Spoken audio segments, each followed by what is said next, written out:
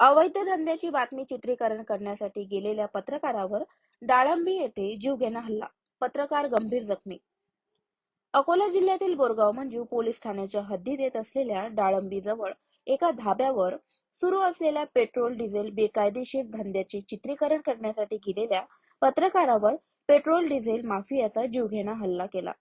मूर्तिजापूरचे दैनिक राजोन्नती वृत्तपत्राचे पत्रकार अजय प्रभे गंभीर जखमी झाले आहेत.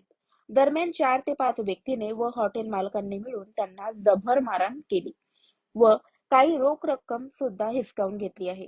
सध्या पत्रकार यांच्यावर मूर्तिजापूर येथील शासकीय रुग्णालयात उपचार सुरू आहे. याबाबत मूर्तिजापूरचे उपविभागीय पोलीस अधिकारी यांनी संबंधित प्रकरणाची माहिती घेणे सुरू होती, अशी माहिती पत्रकार अजय प्रभे यांनी प्रसार माध्यमांशी बोलताना दिनांक 16 जून रोजी रात्री 9 वाजता ही प्रतिक्रिया दिली आहे.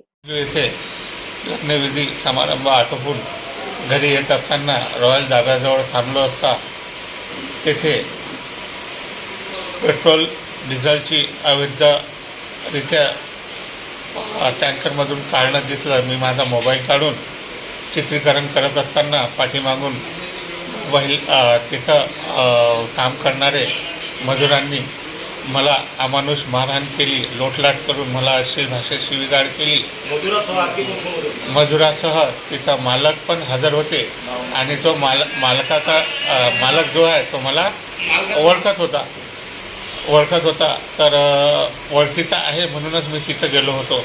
तिथं मला अवैधरित्या पेट्रोल काढताना दिसले असता. त्याचं नाव काय? त्या मालकाचं नाव काय? नदीम म्हणून त्याचं नाव होतं.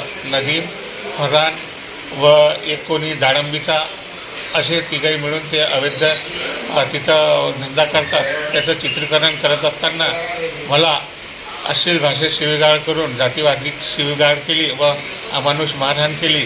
तसेच माझ्याजवळ जाहिरातीची असलेली 40,000 रक्कम हे पण हिसकावून घेतली व आम्हाला मारहाण करून गाडीवर बसून तिथून अभी आप घर पे जाओ, अगर कहीं रुकते होंगे तो आपको घर पे आके जान से मारेंगे अशी धमकी देत आम्हाला